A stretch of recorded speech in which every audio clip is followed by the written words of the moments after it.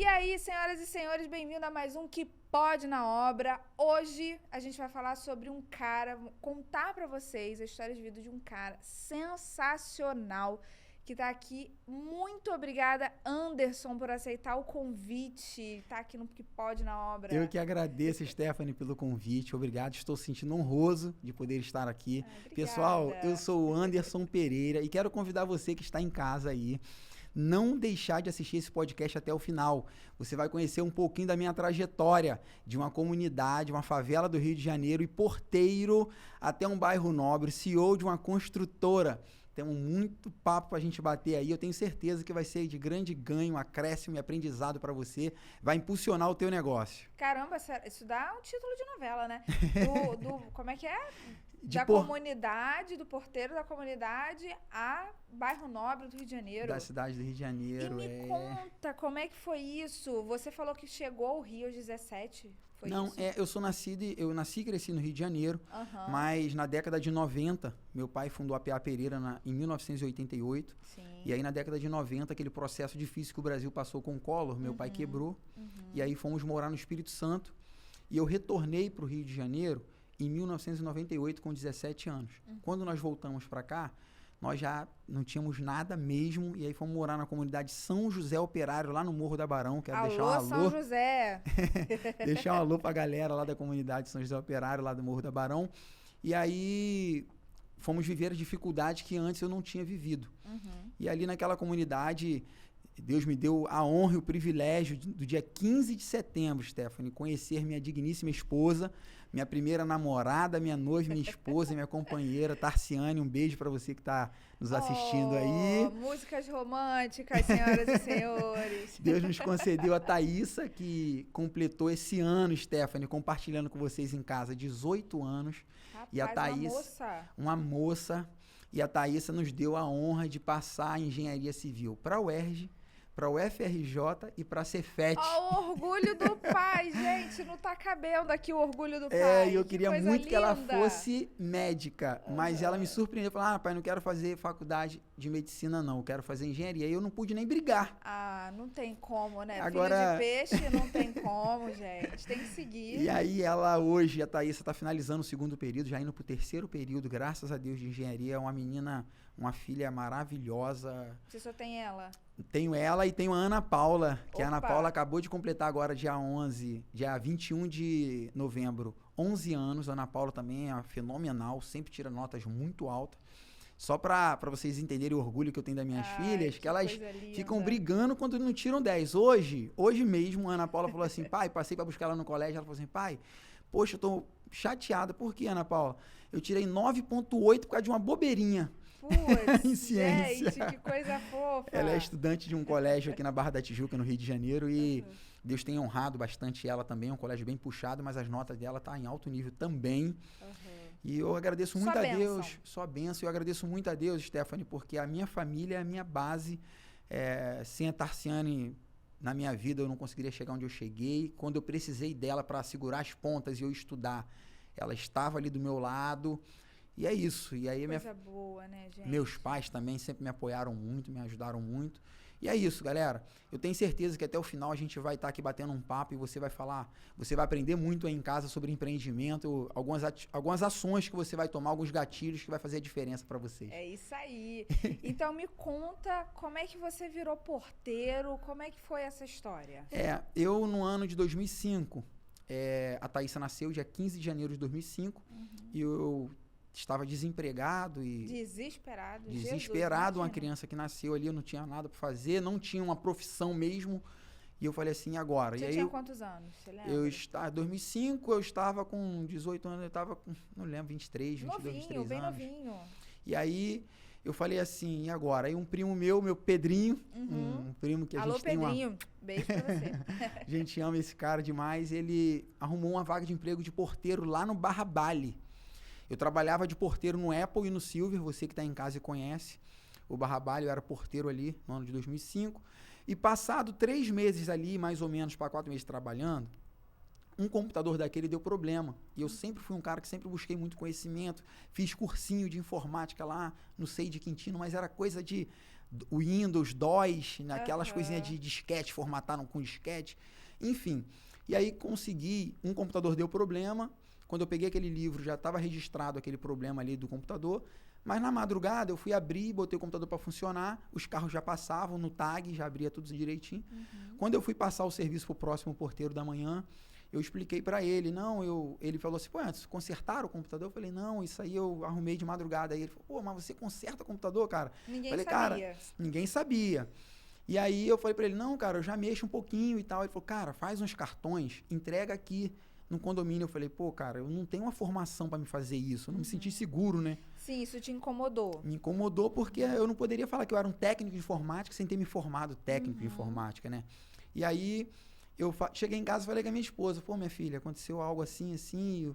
Aí ela falou assim, meu filho, vai lá numa franquia tal e faz um curso. Foi um insight, assim, né?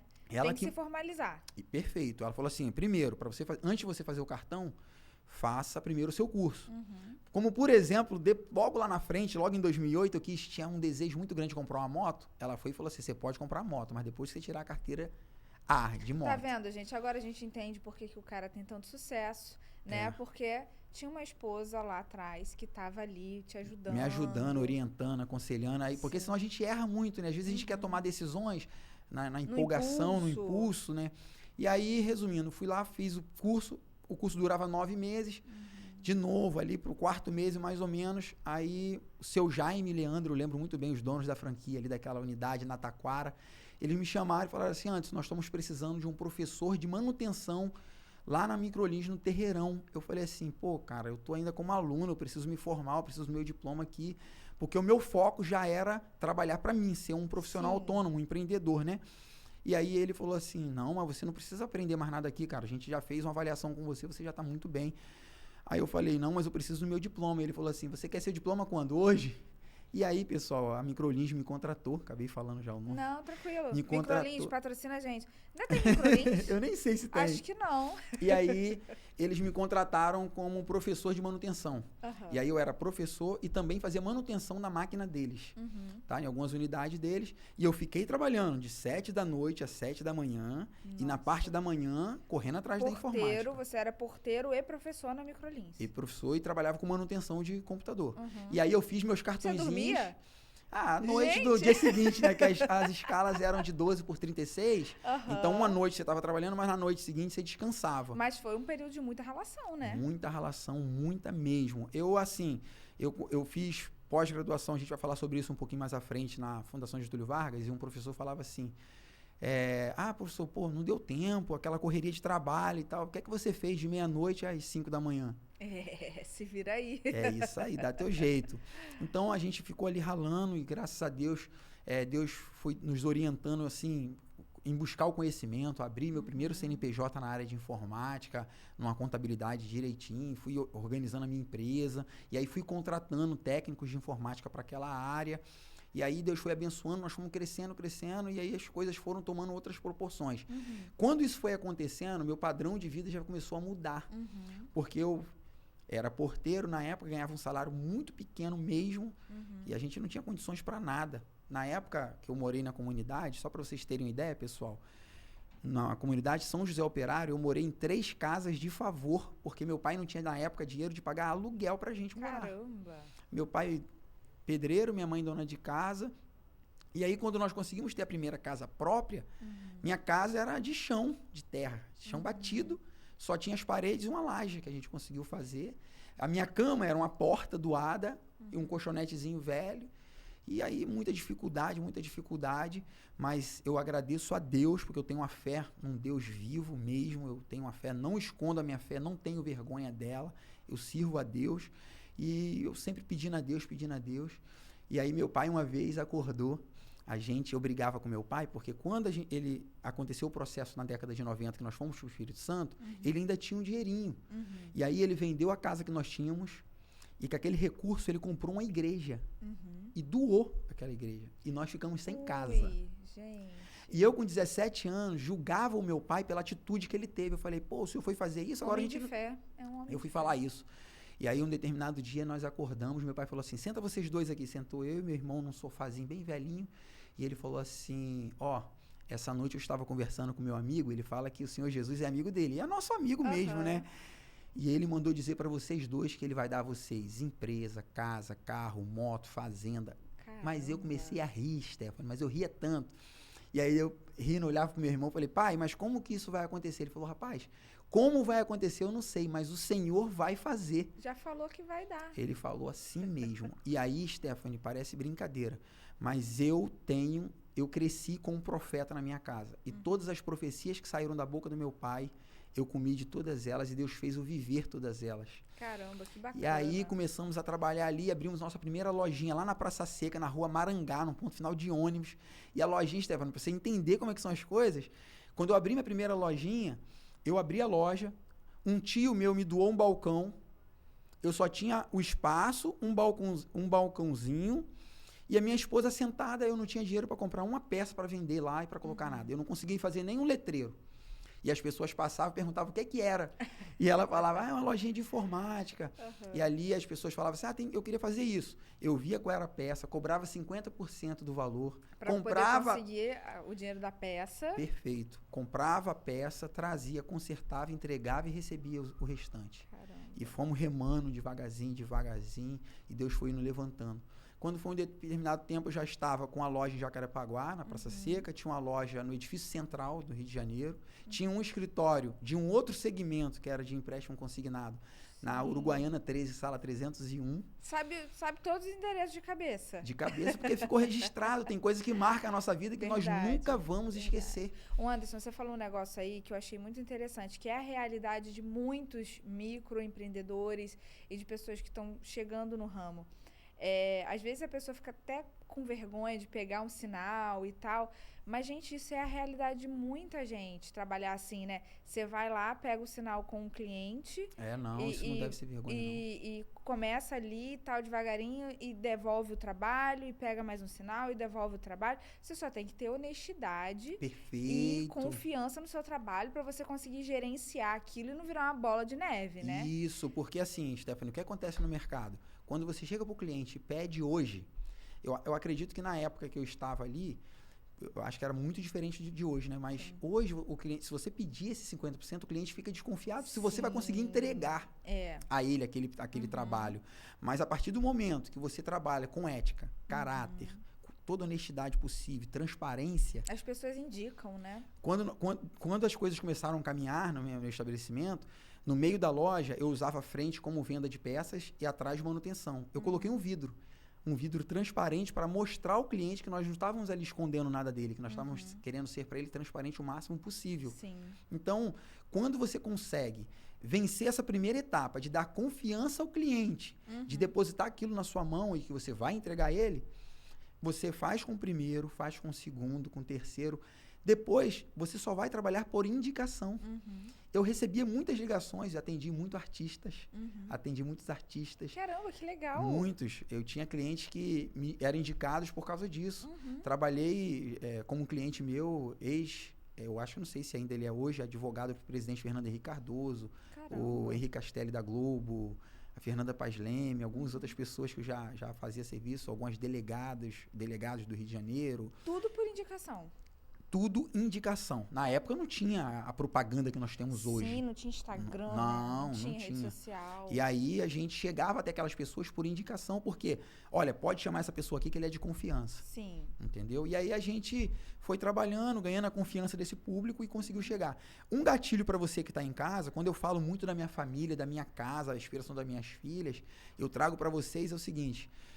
A base começa dentro da nossa casa. Se você tiver com a sua casa organizada, com ela toda em dia, poxa, você imagina um homem que não fala com seu pai, com a sua mãe, como é que ele vai conseguir? Se ele não consegue vencer dentro da sua casa, da sua família, como é que ele vai conseguir fazer a diferença lá fora? Nossa, isso aí pesa muito até na minha história que você acabou de falar. Porque lá no Grupo Araújo, nós somos uma família, né? É uma empresa familiar. E todo mundo que passa por lá pergunta, gente, mas não rola briga? Porque é o meu sogro e os 3 irmãos que gerem o negócio. E, gente, não rola briga. Rola sim. Pô, não acho que deve investir aqui. Tá, não, mas, sabe... Estresse é normal. Conversas naturais. Não rola de ficar um mês sem falar um com o outro e cara torcida. Rola, sabe, mas normal, sabe? E é o que você acabou de falar. A casa estando bem arrumada, você consegue arrumar os outros aspectos da sua vida. Perfeito. Ó, a gente, por exemplo, eu queria deixar como exemplo para você que está em casa. Eu e meu irmão, eu sou o mais velho da minha casa. Meu irmão é o caçula, eu tenho minha irmã do meio. Só que a minha irmã casou primeiro. Então ficou eu e meu irmão. Então, o meu irmão hoje, quando ele vai comprar um carro, ele pede para eu negociar o carro para ele. Ele conversa comigo, tudo que a gente vai fazer. Eu não tenho outro sócio. O único sócio que eu tenho em empresas, negócios que a gente faz fora o meu trabalho de engenharia, é com meu irmão. Mas porque a gente se dá muito bem, graças a Deus, e a gente conseguiu. Você tem que entender que seu irmão, seu pai, seu sobrinho não são seus inimigos. Se você conseguir trazer a sua família para perto de você, para que some ao seu negócio, gente, chegou um momento na nossa dificuldade que eu passei lá atrás, que meu irmão abriu a primeira lojinha dele lá em Madureira, na Carolina Machado 370, que você fala assim, antes grava os endereços. Eu pegava o meu irmão, a gente só tinha às vezes R$20 para botar de combustível no único carro que a gente tinha. Eu levava o meu irmão até Madureira, deixava ele lá trabalhando. E ele levava um miojo. O almoço dele, ele passava água na cafeteira, botava o miojo dentro e comia aquele almoço, era o almoço dele. E eu com aqueles R$20 ia trabalhar para atender meus clientes de informática. Caramba. E a gente sempre foi assim, nós dois, se ajudando. Deus foi erguendo ele, abençoou ele pela misericórdia de Deus. Depois que meu pai profetizou essas coisas para a gente, chegou um momento que eu falei assim, preciso estudar. Porque Deus foi abençoando materialmente a gente, mas as pessoas perguntavam antes, qual é a sua formação? E eu não sabia, eu ficava meio sem graça, porque não que eu condene quem é técnico, não. Se você é técnico de refrigeração, técnico em mecânica, técnico em elétrica, eu parabenizo você, mas eu acho que o homem, ele não nasceu para ser... Pouco, eles têm que aspirar mais. Perfeito, a gente tem que querer crescer. E ambicionar o crescimento não é pecado. Não é pecado. A gente tem uma coisa de demonizar o enriquecimento no Brasil, uma coisa cultural, né? E graças às plataformas sociais, a gente tem conseguido um trabalho de tentar mudar isso, porque... a nossa cultura colocou muito o empresário contra o empregado contra o empresário, o rico contra o pobre. E, gente, a vida não é isso. A vida não é assim. Eu, graças a Deus, Stephanie, para você ter uma ideia, nós iniciamos o ano com 95 colaboradores.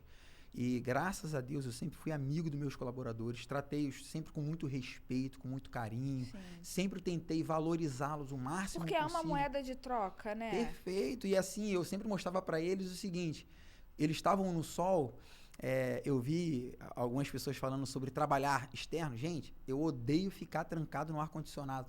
Eu sou engenheiro civil, eu boto capacete, vou pro sol de 40 graus do Rio de Janeiro e eu amo fazer isso. Então, assim, as pessoas que estão comigo, seja o servente, o pedreiro, o bombeiro hidráulico, eles têm prazer de estar ao meu lado, porque eu estou lá junto com eles. Eu meto o pé na massa, sujo o pé com eles. E eu não tenho vergonha disso. Alguém uma vez chegou para mim, um diretor de uma empresa muito grande, falou assim, mas antes, você é um engenheiro, CEO da empresa, você não pode colocar a mão. Eu falei, rapaz, quem enganou você e disse isso para você, pô?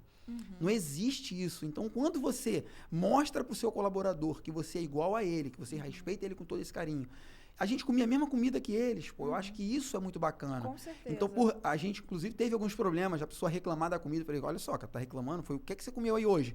Mesma coisa que eu comi, tava muito bom. E se tá ruim, vamos reclamar porque tá ruim mesmo. Então, assim, é muito legal isso. E você trazer para a empresa essa humanidade. Porque eu participei de um evento em São Paulo, junto com um economista chamado Eduardo Moreira, formado na PUC-Rio, um economista bem conceituado, ele chegou a ser o 4º ou 3º economista em 2018, se não me engano, acho que foi 2018. E aí, falando sobre um assunto das guerras das grandes empresas, que uma tenta vencer a outra, e aí, vamos dizer, com a companhia consegue vencer o mercado e a outra vai falir. Mas atrás daquela falência, são milhares de famílias desempregadas. Exatamente. Então, assim, não há alegria nenhuma nisso. Nós não temos que ver o outro como inimigo. O mercado tem espaço para todo mundo. E nós devemos usar a criatividade. Usar correr atrás. A diferença, a sua honestidade, o seu caráter tem que fazer a diferença no teu negócio. Exatamente. E quem está te contratando, se ele quer vir pelo preço, meu irmão, deixa eu contratar o mais barato. Eu tenho certeza que ele não tem um profissional como eu. Exatamente. E aí a gente vai buscar a capacitação para estar bem nivelado no mercado e você poder estar pronto para o mercado. Então, eu acredito que você fazendo um pouco dessa união dentro da sua casa, trazendo a sua família para estar do seu lado, muitas das vezes eu já participei de conversas, Stephanie, de um irmão querendo ser melhor do que o outro, um morava embaixo, outro em cima, e eles não gostavam de compartilhar o que estava acontecendo na vida do outro, porque a esposa do outro ia ter ciúme, inveja. Então, pessoal, eu acho que o caminho da vitória é a união. Essa união, ela começa dentro da sua casa, seu pai, sua mãe, sua família. Quando você constrói a sua família, que é você, sua esposa e seus filhos, já passa naturalmente para vocês. Porque assim, Anderson, vê se você concorda comigo. Você está falando da sua família dentro de casa, mas a gente tem várias famílias, eu enxergo assim. Sim. A gente tem vários núcleos familiares fora da nossa casa. Vamos supor, a empresa.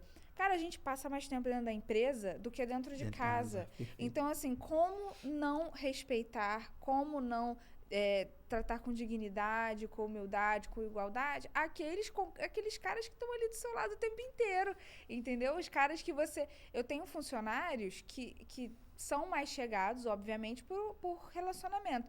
Mas eu tenho... que são amigos, eles vão na minha casa, tipo assim, queimou um chuveiro, pelo amor de Deus, o que eu vou fazer? Pô, vou ligar pro Val. O Val resolve pra mim, sabe? Desesperado, o que eu vou fazer? É o Val. Sabe, são aquelas pessoas que hoje passaram do nível de funcionário, mas quem me trouxe isso foi a empresa. Então, assim, eles entenderam o relacionamento comercial de troca, né, que é uma troca. Verdade. Eu te presto um serviço, você me bonifica por isso, tem várias formas, não só de salário, né, mas existem várias formas de você fazer isso, reconhecimento, flexibilidade, enfim. E também acabaram entendendo nível de amizade que tem que ter, que pode ter, respeito, até onde eu posso chegar, que piada que eu posso fazer, porque eu sou seu amigo fora do trabalho, mas dentro do trabalho é outro. Então, assim, isso casou bem, sabe? E esse relacionamento, ele tem que existir, ele pode existir, ele tem que existir. E não precisa de ser uma coisa pesada. Esse relacionamento patrão-empregado não precisa ser uma coisa... essa palavra, né? Patrão-empregado, eu já não gosto, sabe? Aí a gente tentou minimizar isso chamando de colaborador. Ok, colaborador, você está colaborando por alguma coisa, ok, até me satisfaz mais. Mas eu ainda acho ruim. Eu gosto de chamar as pessoas pelo nome. Pelo nome, sim, entendeu? Sim, com certeza. Eu acho que a gente chamando pelo nome, a gente aproxima mais a pessoa com e certeza. não cria uma barreira, né? Como a gente falou aqui, Exato. de distância. Sim. Eu fiquei muito feliz um dia desse, que eu vi uma postagem de um colaborador, aí ele marcou todo mundo e dizendo exatamente o que você falou, sobre família. Poxa, nós construímos aqui uma família, marcou a empresa assim, né? Escreveu lá o nome da empresa direitinho. E isso me deixou feliz no sentido de que, graças a Deus, eu consegui proporcionar isso. Eu acho que nós, como os gestores, presidentes que estão ali na frente, não é toda hora que você consegue agradar todo mundo, ou se é a empatia que você desejaria. Porque quando os resultados ruins vêm, você tem que ter pulso firme, e aí a gente sabe que o resultado não estão vindo, também junta vários cenários que acontecem ao mesmo tempo, enfim, mas que dá uma leveza na gente em saber que você proporciona esse ambiente para o seu colaborador. Sim. Entendeu? E assim, parte muito da mentalidade, não só do colaborador, mas também do empresário, entender isso, porque assim, são pequenos sacrifícios, sabe, Anderson? Por exemplo, na pandemia, no iniciozinho, quando a gente não sabia de nada e que foi aquela retranca econômica, porque todo mundo entrou para dentro de casa e ninguém mais sai, e a gente sentiu o mercado se retraindo, a primeira medida que muitas empresas e até multinacionais tomaram foi a demissão em massa, né? E, cara, aquilo ali deixava a gente tão triste. Eu não demiti nenhum funcionário na pandemia. E em muitos momentos, até hoje, e, cara, os economistas, os CEOs vão me julgar por isso, eu pago para ter alguns funcionários. Esse funcionário não me dá lucro, ele não se paga para a empresa ainda, mas eu mantenho esse funcionário. Por quê? Porque eu não enxergo o João. Eu enxergo o João, que é pai da Alice, que é pai da Helena, que é marido dela, Então, assim, pra gente, e isso é uma coisa cultural da nossa empresa, pra gente, eu não consigo enxergar o funcionário. Eu enxergo o João. É, E é muito difícil a gente ver isso no mundo corporativo, porque quanto maior a empresa, mais distância você cria das pessoas. Infelizmente, espaço, literalmente, espaço, enfim. Mas é uma coisa da nossa empresa, a gente tenta levar. Eu fiz gerenciamento de projetos na Fundação Getúlio Vargas. Sim. Por que você fala do mundo corporativo dessa forma? Porque nós aprendemos que o bom gestor, para o mercado, olha só, o bom gestor, ele tem que saber a hora de parar um projeto que está dando prejuízo. Exato. E aí, a hora exata de fazer um corte. E para fazer isso, você tem que ser frio, calculista e pensar só em números e ver pessoas como números. E quando nós somos mais humanos, eu passei por isso. E chegou determinado momento que eu escolheria ter uma reserva financeira muito grande ou manter uma equipe por mais tempo. E eu fiz como você. Eu preferi manter uma equipe por mais tempo do que guardar aquela quantia, manter minha família bem e aquelas famílias todinhas ali passando dificuldade. Sim.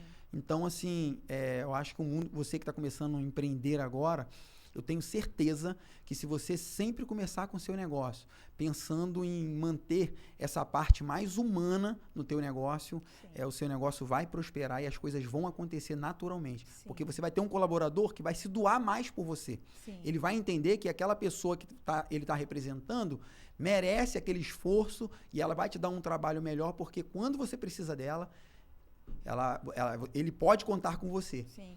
E tem que entender isso nos momentos bons e nos momentos ruins. Perfeito. Porque a família é assim, né? Não é porque a empresa está caminhando tudo oba-oba e tal, e a gente está tendo um monte de bonificação, e aí a gente é amiguinho. Aí quando a coisa começa a apertar, o cara começa a torcer o nariz e tal, não sei o quê.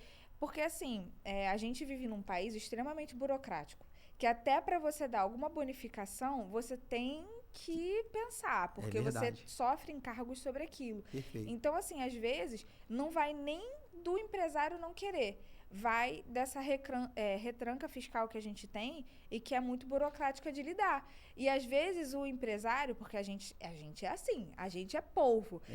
Eu trabalho com vidro, mas a gente sabe um pouquinho de contabilidade, eu sou especialista em marketing e ele é administração. Fazemos tudo, né?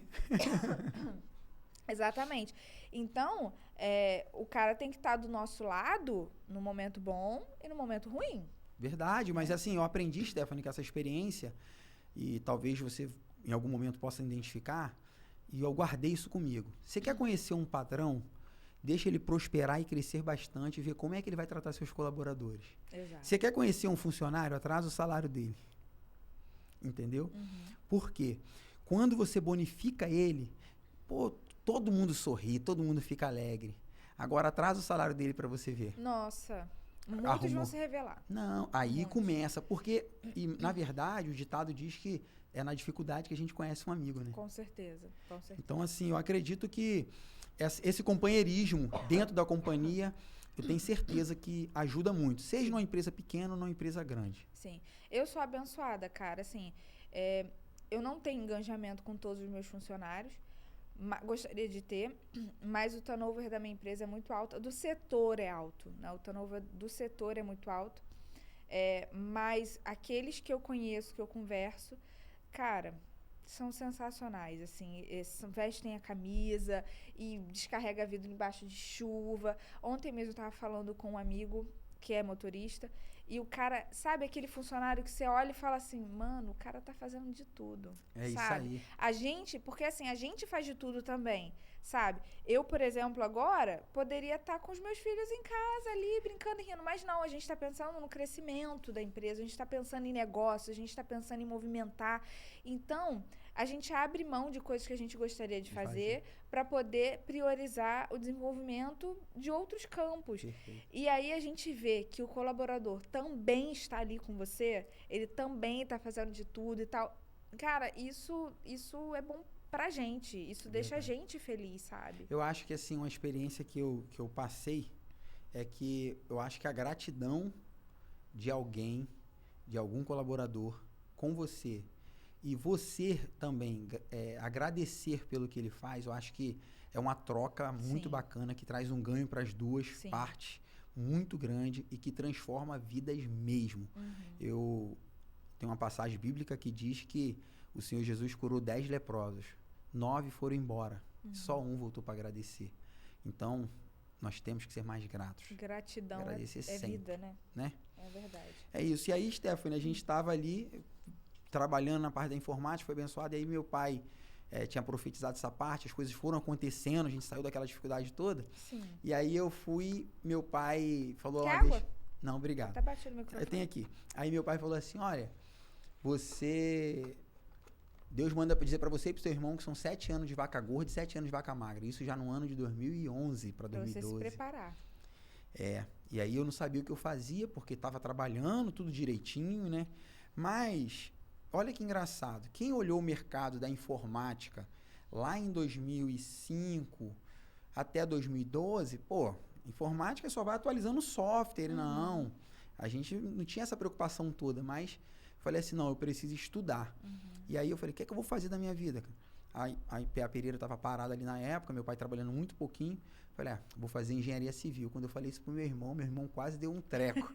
Você é doido? A gente não precisa estudar, cara, a gente já tem tudo. Porque, pessoal, eu gostaria de compartilhar uma coisa com vocês, que muitas das vezes a gente está buscando um futuro, mas o futuro é o hoje que a gente está vivendo. Exato.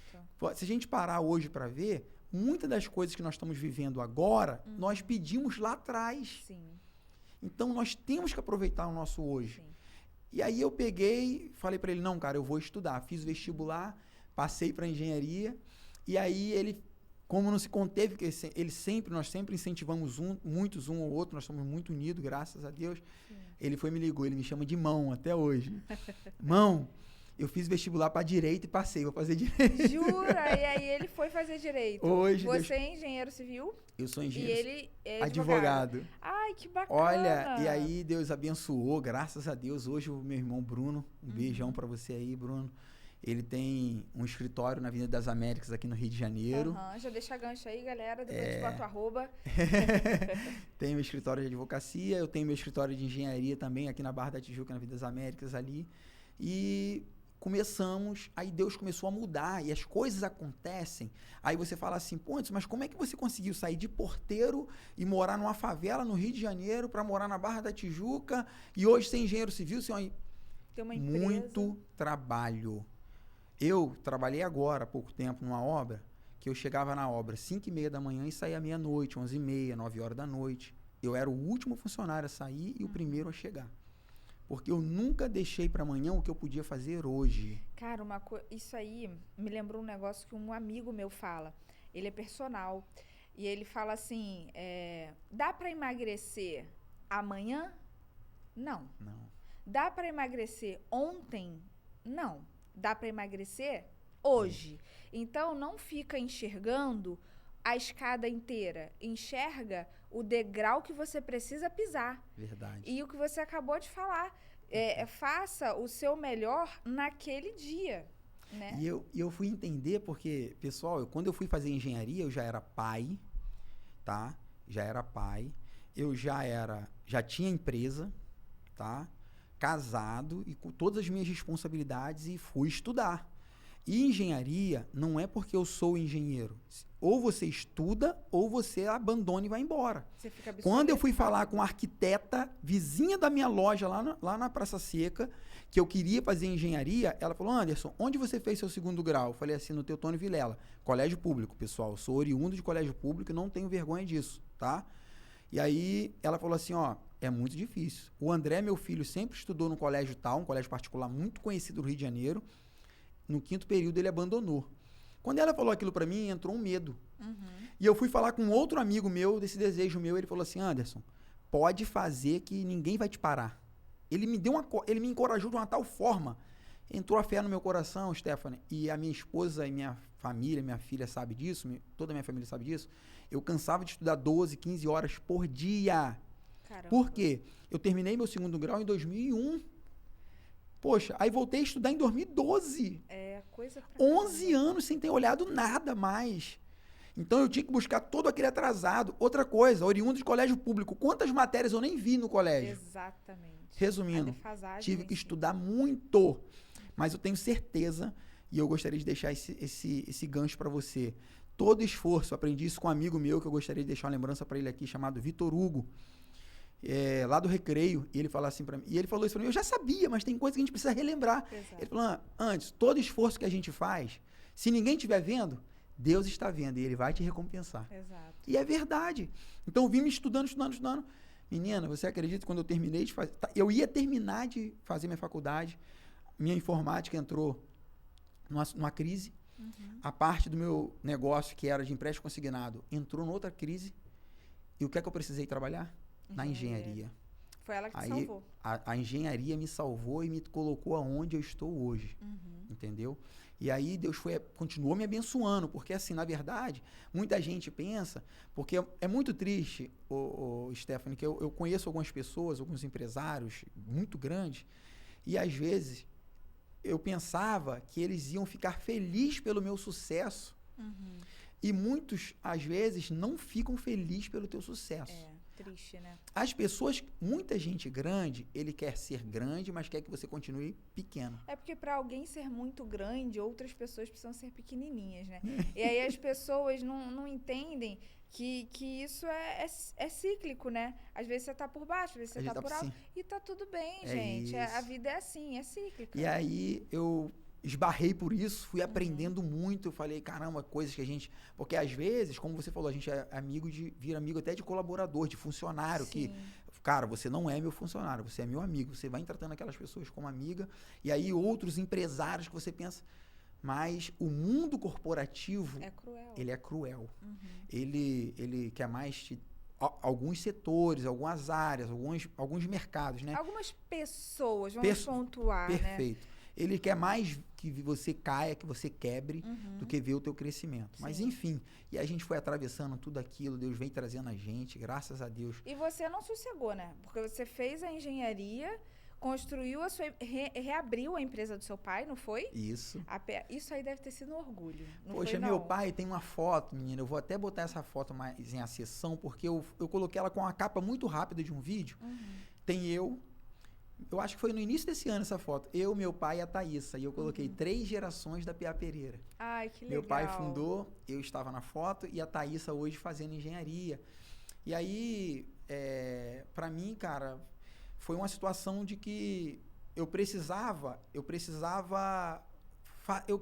sempre tive na minha vida, na minha vida, assim, na minha cabeça, um desejo de vencer mesmo. Sim. Porque uma determinada vez, a gente estava na comunidade, em frente à igreja da Assembleia, lá na comunidade de São José Operário, e aquele lugar era chamado, vou falar aqui, Boca da Assembleia. Era um lugar terrível, Stephanie, terrível, terrível. Coisas tenebrosas que tinham ali. E meu sogro morava de frente, com um terreno onde tinha um pé de manga. Estavam eu e meus amigos ali, e a gente estava falando sobre morar na rua. E eles falaram assim pra mim, eu falei assim, não, cara, eu não vou morar aqui. Isso aqui não é pra mim, cara. E um deles ainda está vivo, graças a Deus, porque muitos a gente perdeu, tá? Muitos morreram. Isso deve ser triste de muito, você morar em comunidade, né? Ver seus amigos. Amigos meus, amigos de estar comigo no futebol, de estar na dificuldade, não ter opção, entrar pra vida paralela lá e ter um fim trágico e a gente perder aquela pessoa. E esse amigo que mora hoje em Campo Grande falou assim pra mim, Anderson, ele me chama de Nito, Nito é meu apelido desde criancinha. É impossível você morar lá embaixo. Eu falei, por quê, cara? Como é que você vai pagar água, luz, IPTU? É impossível, você não vai conseguir. E eu falava assim pra ele, rapaz, eu não vou conseguir, eu não posso conseguir, mas Deus vai fazer. Vai abrir o caminho. Deus vai abrir o caminho e ele vai fazer eu conseguir, pô. Enfim, e Deus foi conduzindo a gente, e hoje a gente tem até outros negócios que a gente trabalha, né? Eu amo futebol, então hoje a gente tem a BIP Sport, é uma empresa que nós agenciamos meninos da área do futebol, jogadores de futebol, que é minha e do meu irmão. Nós temos o Mendanha, que é Futebol Clube. É um clube de futebol, pessoal, que fica ali na estrada do Mendanha, o nosso centro de treinamento. Nós fomos campeões ontem. Parabéns a toda a equipe do Mendanha aí. Trabalham, um grande abraço à nossa treinadora Rânia, meu irmão, o diretor Bruno, a Silvana, que é a nossa sócia nesse negócio. Sim. É eu, meu irmão e a Silvana só. Nesse negócio a gente tem. E aí no próximo ano agora o Mendanha disputa o Metropolitano na Sub-11, Sub-12, Sub-13, Sub-14 metropolitano Série Ouro, com os 4 grandes do Rio de Janeiro. Um trabalho aí de 2 anos que, graças a Deus, tem dado fruto. E eu tenho certeza que em breve vocês vão ver aí muitos jogadores nos grandes clubes do Brasil. Aí vocês vão ver que eles saíram lá do Mendanha. Esse cara é um visionário, gente. Pega aí as dicas dele. Esse cara... Aí me fala aqui. Aí você ainda não parou de estudar, foi pra FGV, Isso, né? aí aí, porque quando eu terminei minha faculdade, a Faculdade Souza Marques, ela é uma faculdade, sim, de muito respeito, porque é uma faculdade tradicional, de mais de 60 anos no Rio de Janeiro, famílias tradicionais, um ensino muito bom. E aí, mas eu queria, no meu currículo, uma faculdade de muito nome, como a Fundação Getúlio Vargas ou a PUC. E eu olhei os cursos que tinham de pós-graduação na PUC, não me identifiquei, e eu falei assim, pô, eu gostei de gerenciamento de projeto. E aí eu fui fazer um processo seletivo, graças a Deus fui aprovado, finalizamos o curso com muito êxito, e eu sou gerenciamento de projetos pelo MBA que eu fiz na Fundação Getúlio Vargas. Caramba, que Colocou bacana. a nossa empresa também em outro nível, tivemos professores ali, estudei com os melhores professores do Brasil, indico para você que está em casa aí, se você quer fazer um curso para te colocar em um outro patamar de conhecimento, para te levar em um outro nível de negócio, faça um curso ali na instituição que é muito, muito, muito bom. Cara, você acha que você teria conseguido chegar até onde você chegou se você não tivesse se qualificado? Você fala assim, não, igual seu irmão até chegou a comentar com você, não precisa e tal, pra que eu vou me dar o trabalho? A gente já tem tudo, já tá bem. Eu não chegaria, e aí o que acontece? Por que as pessoas hoje... eu concordo muito com você e a gente aprende isso em negócio, porque a empresa ela tem a sua ascendente, depois tem a sua queda, e é normal esse gráfico, né? E aí você, quando está lá em cima, você se prepara para quando descer, e a gente estuda tudo isso. Mas, quando você está crescendo, se você não se qualificar para o mercado, quando as oportunidades surgirem, você não estará apto para o mercado. Hoje, só para você ter uma ideia, na pandemia, o que é que você fez na pandemia, Anderson? Além de ter se qualificado, eu fiz um curso, eu sou perito judicial pela Compeg, aqui no Rio de Janeiro, e aí fiz esse curso, e um amigo meu veio me pedir profissional de drywall. E ele falou, cara, eu tenho um problema, não tem ninguém para você me arrumar seu funcionário, seu não. Eu falei, o que é que tá acontecendo? Não tem profissional de drywall, cara. Então eu vou montar um curso. Como assim, cara? Vem aqui em casa. E eu montei uma apostila, tá? Peguei da Knauf, que é a empresa, né, de drywall e tal, montamos aquela apostila, montei um curso intensivo de drywall com ele. Eu fazia a parte teórica com ele pela manhã e a prática na parte da tarde. A pessoa pagava R$30, nós dávamos café da manhã, almoço, café da tarde e um certificado para ela no final do dia. Era só para ela fazer. Criava um grupo de WhatsApp e inseria ela no mercado de trabalho. E eu tenho hoje profissionais que me mandam mensagem, eu vou botar nas minhas redes sociais depois para vocês acompanharem, que hoje vivem desse projeto. Que nós formamos na pandemia mais de 3 mil alunos em drywall. Caramba, que bacana. Profissionais de drywall. Agora, essa qualificação, por que eu entrei nesse assunto? Stephanie, nós pegamos um curso de drywall, a gente limitava a turma a 30, 35 alunos. Você acredita que dessa quantidade de alunos, 2, 3... ia correr atrás, se empenhar, se dedicar, comprar uma parafusadeira? O diploma não sai pedindo emprego, gente. Não sai. O diploma, ele vai facilitar você entrar, mas ele não vai sair por aí botando seu currículo, não. Você que tem que ir lá. E aí eu vejo que se eu não tivesse me preparado, ouvido aquele conselho do meu pai e buscado conhecimento, eu não chegaria onde eu cheguei. Ah, Anderson, você chegou ao sucesso, ao que você almeja para o futuro. É claro que existem etapas diferentes. Poxa, hoje eu não vivo mais o que eu vivia antes, as dificuldades que eu vivia antes. Hoje as minhas metas são maiores, as minhas dificuldades são maiores também. Se você sai do chão para subir a escada de acesso ao segundo nível, você chega no segundo nível. Se você cair do térreo, é pior ou do segundo andar? Exatamente. Então a sua queda é maior, o tombo é maior. Então as nossas responsabilidades hoje são diferentes. Exatamente. O meu chefe me falou isso hoje de manhã. A gente falando sobre a crise e tal, visão de mercado. Ele falou para mim, Stephanie, quem ganha um salário mínimo está sofrendo com o salário mínimo. Quem ganha 100 mil reais está sofrendo com os 100 mil reais. Mas eu acredito. Tá todo mundo assim. É porque eu entendo, compreendo e concordo. Por quê? Porque é outro patamar de vida e os custos aumentaram em todas as esferas. E você acha que isso impactou na construção civil? Muito, os custos das coisas? Muito. Eu comprava 1 quilo de prego 17 por 27 a R$ 8,90. Hoje o quilo de prego é R$21.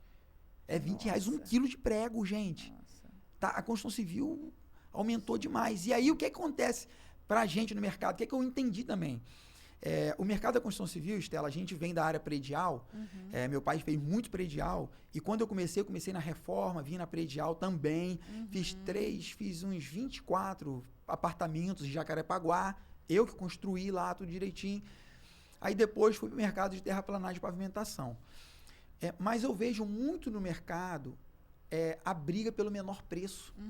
Isso tem sufocado as empresas, porque os condomínios residenciais, as empresas menores, elas não fazem distinção de uma empresa que está qualificando seus profissionais, como nós fazemos lá na empresa. O profissional só entra na obra com a NR18, a NR12, se for trabalho em altura com a NR35, o ASO dele está em dia, o PPRA, o PCMSO está em dia.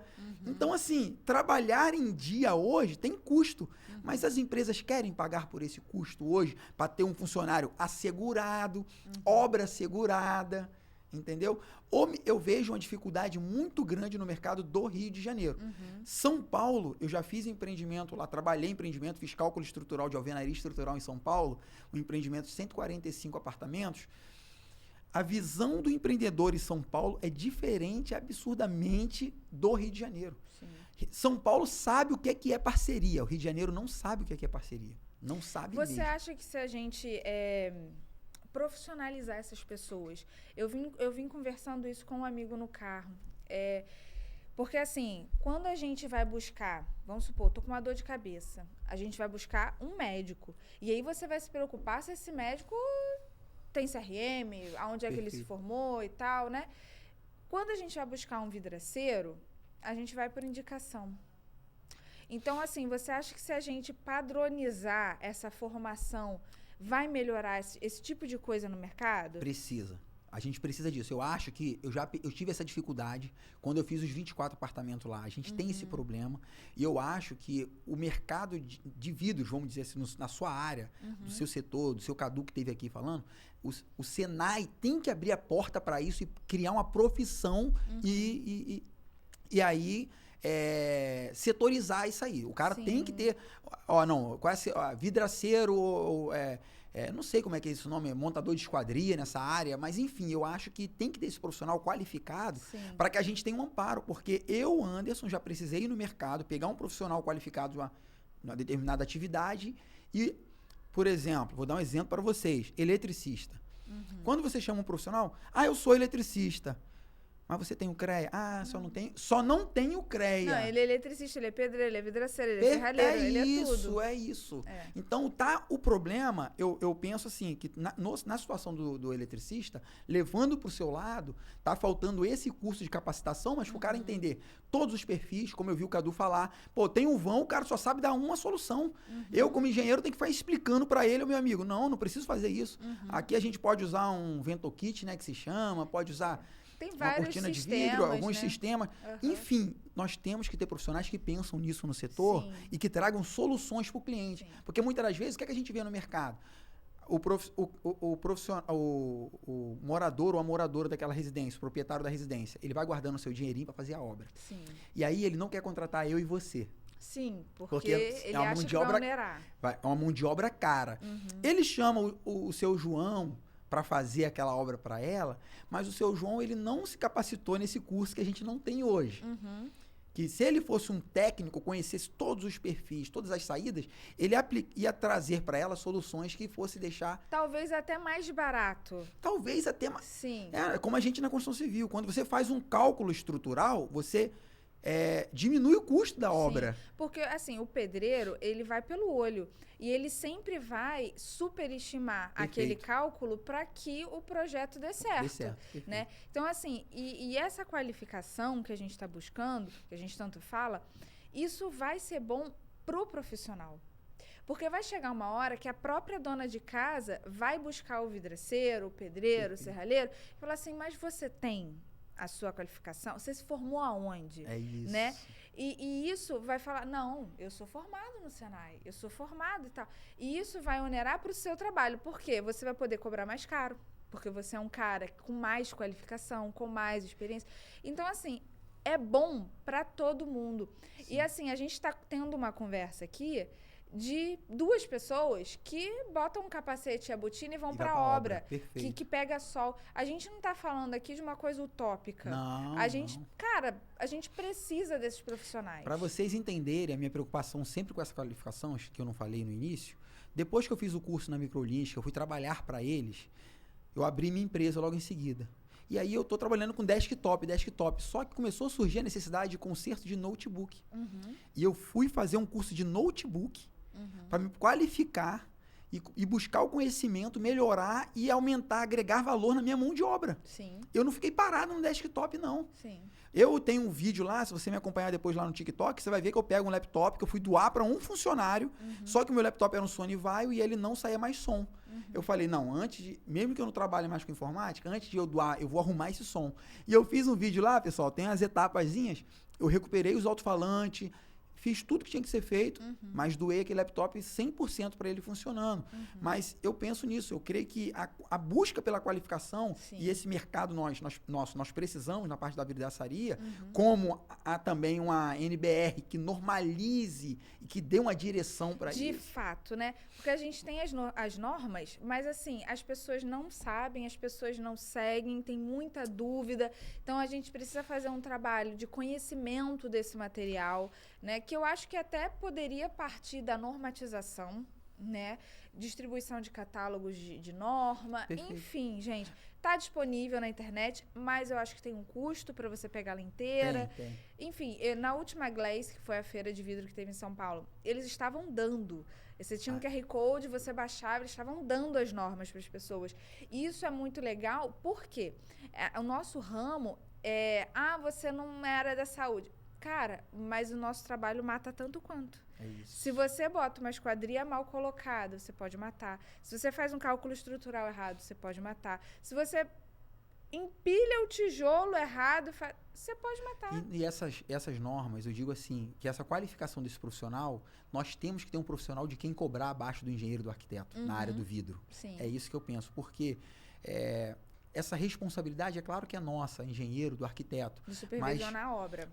Na engenharia, nós temos o técnico de edificação, que está abaixo do engenheiro, para estar inspecionando e fazendo cumprir a norma. Sim. Então, nós precisávamos de direcionar essa... Na parte elétrica, nós temos o técnico. Então, na vidraçaria não tem. Não tem. Então, é uma deficiência que nós precisamos. E você acaba criando uma nova profissão. Perfeito. Eu acho que o mercado, país de terceiro mundo, nós somos. Exato. Eu acho que isso aí, o Brasil precisa disso. Eu, por exemplo, cansei de ajudar amigo que tem empresa de vidraçaria, trabalha com cortina de vidro. Pô, eu preciso fazer esse projeto aqui, mas a empresa lá pede RT. Eu falei, cara, eu não sou canetinha não, tem que ver a obra. E aí eu tinha que ver a obra, pegar preço de vidro, fazer cálculo de carga para poder assinar um RT para o condomínio, para ele, para poder assumir a obra e ele poder trabalhar. Então, assim, mesmo que exista o engenheiro para fazer isso, nós temos que ter um técnico para ter essa responsabilidade, já trazer o trabalho para o engenheiro, e aí as coisas eu acho que vão facilitar e as coisas vão andar tecnicamente melhor. Entendeu? Eu concordo com você. Porque aí a gente sai da informalidade também, perfeito, sabe? Porque, assim, hoje, o que a gente tem aí, né? O vidraceiro, o serralheiro, e assim como o pedreiro e vários outros profissionais da área, tem um crescimento muito orgânico. O que é isso? Eles vão aprendendo com os pais, vão aprendendo com um superior e vão aprendendo aquela profissão, pesquisa na internet, uns e outros e tal, e acaba se formando ali, né? Porque são profissões, não é fácil, gente, não é isso que eu quero colocar, mas são profissões que dá para você aprender numa certa velocidade e começar a ganhar dinheiro com aquilo para poder sustentar a própria família, entendeu? Então, existe essa facilidade de aceitação no mercado.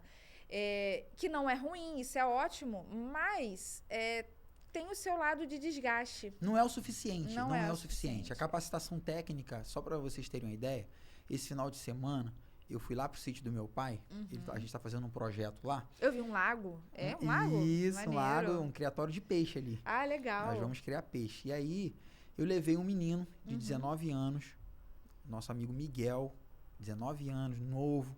E aí, ele nunca trabalhou com obra. E aí, ele ralou. Eu falei, sabe por que você tá aqui? Para você aprender a dar valor ao estudo. Para você entender que, para você subir nessa cadeia, é só com estudo. Não adianta. Muita gente, muitas das vezes, Estela, olha eu chamando você de Estela. Stephanie, perdoa. Stephanie, muita gente, como você falou, às vezes o funcionário, ele inveja o patrão. Ah, porque é o patrão, porque existe muito no mercado. Pessoas falam assim, mas eu não vou enriquecer meu patrão. Calma aí, triste, meu amigo. Né? É muito triste você ouvir isso pelo seguinte, a pessoa, hoje nós estamos num país democrático que quem não quer ser colaborador, funcionário, ele vai empreender. Sim. Ele abre um negócio e vai trabalhar para si. É simples. Mas quando ele vê que a dificuldade é muito grande, aí eles começam a dar valor a quem está fazendo, porque não é fácil. Não é. A carga tributária que a gente paga é uma guerra muito grande, cara. E não é só grande, é estranhamente confusa. Confusa também. Tem que ter uma contabilidade boa, tem que ter um jurídico para te ajudar a achar o melhor caminho ali, para você ter uma carga tributária melhor e conseguir caminhar, porque é muito difícil. Então, assim, eu tenho certeza que a pessoa, o empreendedor, o cara quer empreender. Ele começou pelo caminho correto, de legalizar sua empresa. Outra coisa que eu queria só pegar um gancho aqui, galera. O cara vai começar um negócio. Muitas das vezes a pessoa fala para você, não legaliza agora não. Primeiro ver se vai dar... Vai pagar um monte de imposto agora. Ver se vai dar certo. Pessoal, quer crescer, tem que ser visto. Para ser visto, tem que ser registrado. Então, registrar, abrir conta da sua empresa, ter seu telefone. Outra coisa que eu acho muito importante para a empresa de vocês que esteja iniciando, seja o tamanho que for, eu não sei como é que está agora isso, mas crie uma central de atendimento, um protocolo de atendimento do seu cliente. Eu liguei para uma empresa, essa semana, alô. Aí eu falei, poxa, pessoal, bom dia, se apresenta para o cliente, fala o nome da sua empresa. Pode ser você e sua esposa, né? Sua esposa que está atendendo o telefone, combina com ela o que vai falar. É perfeito, é exatamente isso. É postura. É exatamente isso. Você tem que mostrar para quem está do outro lado que é uma empresa séria que está atendendo ele. Se você atender, alô, bom dia, primeiro, você não pode confundir o seu telefone pessoal com o seu telefone corporativo. Então faz essa separação. Tem telefone de 2 chips hoje, né? Dá para colocar um chipzinho no seu telefone. Então coloca esse telefone separado, faz o atendimento personalizado. Outra coisa, quando você for atender o seu cliente, seja na área da vidraçaria, da engenharia, crie um padrão de atendimento. A sua aparência é tudo. Você tá bem apresentado, você ser limpo, higiênico para o seu cliente é o que vai trazer sucesso da sua empresa. Eu trabalhava com informática, às vezes eu nem cobrava a limpeza, mas na minha época, era muito melindroso para a dona de casa limpar os fios onde estava o computador. Ela tinha medo de desligar e tal. Quando eu chegava na casa do cliente, eu tirava tudo, pedia pano ali a ela, ou às vezes eu já tinha na bolsa, mas ela molhava, limpava ali tudinho para ela, organizava os fios todinho. A pessoa ficava encantada. E aquilo ali para ela, poxa, antes não precisava. Eu falei, não, precisa sim, deixava tudo limpo. Você entregava mais. Perfeito. A gente baliza muito o mercado por baixo. Então, assim, a gente não pode. Você tem que ser... Você gostaria que alguém chegasse na sua casa para fazer a instalação de um ar-condicionado, por exemplo, fosse fazer um furo, saísse sujando tudo? Só para vocês terem uma ideia, eu atendi um homem que o apartamento dele era de um andar inteiro em São Conrado, que eu tirava o tênis do lado de fora e a empregada, não precisa isso antes. Não, precisa sim. Eu tirava e entrava de meia. E aí, como eu vim de muita pobreza, eu precisei adquirir um outro hábito. Falava pra minha esposa, minha filha, eu preciso comprar meia nova, eu já não posso andar com essas meias aqui. E aí comprava uma meia nova, aquela higiene começava já a mudar. Tinha que mudar, porque para você entrar na casa do cliente era diferente. Sim. Você não podia... Poxa, gente, eu morava num lugar que eu era tão pobre, que era uma rua de barro, que chegava do lado de fora, não tinha como, se secasse, já era. Então a gente botava uma sacola plástica no pé para poder sair no dia de chuva. Como é que você vai entrar com um tênis sujo na casa do seu cliente? Então essa diferença no tratamento que você tem com o seu cliente, para acessar dentro da casa dele, faz todo o diferencial e vai mudar o seu direcionamento. O direcionamento que você está levando a sua empresa. Quando você entra dentro da casa do seu cliente, você não está levando a sua pessoa física, você está levando um CNPJ. Exato. Você está representando a sua empresa. Você é a cara da sua empresa. Perfeito. Então, começa com essa higiene, com essa transparência que você vai ter com o seu cliente, com a sua apresentação, leva a sua prancheta, anota tudo na sua prancheta, passa tudo isso a limpo, elabora, cria para você um modelo de proposta para você apresentar. Você não pode simplesmente hoje, que eu vejo, as pessoas pegam lá no WhatsApp, escrevem no WhatsApp, ó, o preço é esse. Gente, vocês têm que dar valor a isso. Isso aqui é valor, agregar valor ao produto. Se você elaborar uma proposta, pode anotar o que eu estou falando para você. O preço do seu produto sobe. Com certeza. E o cliente vai pagar. Com certeza. Entendeu? Você não está tendo custo. Antes, mas eu tenho que imprimir. E não é custo de nada. Você está ganhando 10 vezes mais do que você ia ganhar sem fazer isso. Com certeza. Então isso faz todo o diferencial. E foi o que começou a fazer diferença para mim. Porque hoje eu tenho um grande amigo que é chamado Marcos. Um beijo para você, Marco Aurélio, um grande amigo, que era o meu síndico quando eu era porteiro lá no Barra Bali. Olha só, virou meu amigo, virou meu cliente. E ele fala, antes, eu conto a tua história para todo mundo. Eu nunca vi isso acontecer com ninguém. E por acaso, Stephanie, nesse ano, eu comecei a fazer obra na minha casa, eu moro na Barra, e aí precisei alugar um apartamento. Menina, onde eu fui morar? Lá no Barra Bali. No Barra Bali. Morei por 6 meses no Barra Bali.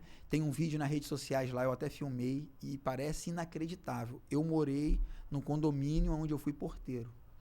Cara, que bacana. E eu falo para minha filha, Stephanie, assim, minha filha, sobre a gente viver o futuro, né? Eu, às vezes, saio de casa ali nas Américas, vou levar ela no metrô, aí eu paro o carro e falo assim, ela, o que é que houve, pai? Eu falei, minha filha, nós estamos vivendo um milagre. O que é que houve, pai? Você está dentro de um carro que era o sonho de qualquer brasileiro. Você está indo para a faculdade agora, minha filha.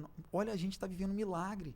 Se Deus levar a gente hoje, já tá tudo bem, entendeu? Eu brinco com ela. Sim. E eu quero ensinar ela a dar valor a essas coisas, sim. Porque se a gente não ensinar isso para elas, eu lia muito uma revista chamada Pequenas Empresas e Grandes Negócios, que existe muita dificuldade nas empresas familiares quando passa de uma geração para outra. Perpetuação, né? Perfeito, porque há dificuldade no Brasil de empresas que durem mais de 100 anos. Porque quando você pega uma propriedade, igual meu pai tem lá em Minas, que o filho herda aquela propriedade, a primeira coisa que ele faz é anunciar ela e saber quanto vale e vender. Exato.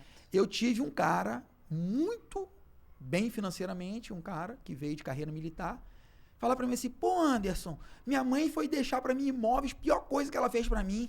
Por que ela não deixou em dinheiro? Reclamando da herança. Como assim? Assim, desse jeito. Eu falei assim, herdeiro, cara, querido. Eu acho que você tá em outro eu acho que você tá num fantástico mundo de Bob. Só reclamando da forma que a herança chegou até você, porque você tá tendo trabalho. Ah, meu amigo, pelo amor de Deus. Trabalho é construir aquela herança, gente. Eu acho que faltou pra esse cara um pouquinho de inchada. De calinho na mão. É isso. De suor no rosto. Entendeu? E eu falo pra Tarciane isso, pra minhas filhas, que eu gosto de deixar elas viverem um pouco a nossa realidade, para que esse futuro que elas vão ter, porque poxa, eu não falo inglês, Stephanie, eu preciso estudar o inglês urgente. Eu sei um nível muito lá embaixo, ouvir alguém entender um pouquinho do francês. Mas a Thaís, ela fala inglês, ela ouve, entende inglês, ela canta inglês. É fluente. Ela é fluente em inglês. Então, o nível dela está em outro patamar. Mas ela também precisa entender que existe pessoas que estão em outro nível que não tiveram a oportunidade que ela teve. Então, a gente tem que dar isso para os nossos filhos para que a gente consiga, para que daqui a pouco é ela que vai acordar às 5 horas da manhã e vai ter que estar lá na empresa, na obra, comandando 80, 100 homens ali naquela obra, respeitando aqueles homens, exigindo deles respeito, que a mulher precisa do seu espaço também num país. Com certeza. E olha, você falou um negócio aí que eu achei interessante, porque assim, como toda boa empresária, eu faço terapia de vez em quando, porque senão a gente fica doida, né? E eu tive uma terapeuta que ela falava assim pra mim, eu tinha muita preocupação de tratar igual os dois filhos, né? Que eu tenho uma menina e um menino. E eu tinha muita preocupação de tratar os dois igual, com o mesmo amor, com o mesmo carinho e tal. E aí ela falava assim pra mim, Stephanie, olha só, você tem que se preocupar em dar pros seus filhos tudo aquilo que você não teve. Mas é muito importante que você se preocupe em dar pros seus filhos um pouco daquilo que você teve. É isso. Então, filha, vai na tua base... E bola pra frente, vai viver a sua vida. Perfeito. Eu acho que é isso mesmo. Eu falo com a Thaís, a gente fez uma viagem, eu acho que tem uns 4, 5 anos atrás, pro Nordeste, fomos de carro. Menina, E elas reclamaram e reclamaram. Sim, que noção da era do carro, noção da era do avião. Aí, menina, e aí, na hora de parar, o carro do meu irmão tinha dado um problema, não parou na cidade que a gente queria, aí tinha que dormir num hotelzinho que era só um ventilador. E aí, mas eu sempre converso com elas, a vida é isso. É isso aqui. A gente tem que saber estar com ar-condicionado e saber estar com ventilador. Saber a hora que tá. E tá tudo bem. E tá tudo bem. Pô, e agradecer, e ser grato, como nós dizemos no início. Vamos ser gratos. Sendo grato, o que tiver que acontecer para frente vai acontecer. E sempre que vai acontecer, é o melhor do que a gente esperava. Com certeza, com certeza. Anderson, cara, foi um prazer inigualável ter você aqui. Eu aprendi pra caramba. Obrigado por você ter vindo. Gente, eu fiz um monte de anotação aqui, mas a gente acabou nem seguindo a pauta porque o assunto foi rodando, foi vindo. E assim, muita experiência bacana. Eu espero que os nossos ouvintes, a galera que tá aí em casa ouvindo, tenha absorvido um pouco desse conhecimento todo e mostrar que, assim, é possível você crescer. É possível. É sim. Eu acho que, assim, uma deixa que eu deixo para vocês aí agora, é o pessoal hoje, né, os coaches, né, chamam de gatilho, pega essa senha e tal. Não, uma orientação. O ditado no mundo diz que se conselho fosse bom, ninguém dava, vendia. Não, é mentira, isso é mentira. Não espere para amanhã a qualificação que você pode buscar hoje. Busque se qualificar. Fique pronto que a oportunidade vai vir e você vai ser o diferencial da sua vida. A oportunidade ela vai chegar, mas você tem que estar pronto. Você não pode esperar a oportunidade vir para você se qualificar. Então busque essa qualificação, busque o network, que é muito importante. Hoje eu estar aqui, para mim é uma honra, é um privilégio muito grande. Eu agradeço o Que Pode na Obra, eu agradeço você, Stephanie. Que Deus abençoe esse programa muito, que eu possa dizer, ó, eu fui um dos primeiros e já explodiu no Brasil. Eu tenho certeza, vou divulgar muito, porque eu tenho certeza que todo mundo que hoje é grande, um dia foi pequeno. Exato. Não pense que para iniciar tem que iniciar grande, não. É isso aí. Agora você tem que acreditar em você, acreditar no seu potencial e buscar se qualificar. Senhoras e senhores, Anderson Pereira aqui hoje. Eu vou deixar o arroba dele aqui embaixo, vou deixar também a da PA Pereira aqui embaixo, que hoje eles colaboraram demais com a gente. Anderson, manda um beijo para aquela esposa linda que tá em casa, doida. Beijo, minha filha Tassiane, um beijo, Thaís e Ana Paula, um beijo a todos os telespectadores, a você, amigo e amiga que ficou aqui até agora conosco. Deus abençoe o seu negócio. Espero que tenha agregado demais para você hoje, galera, e fica com a gente porque no próximo episódio tem mais. É isso aí, galera, beijo! Até o próximo.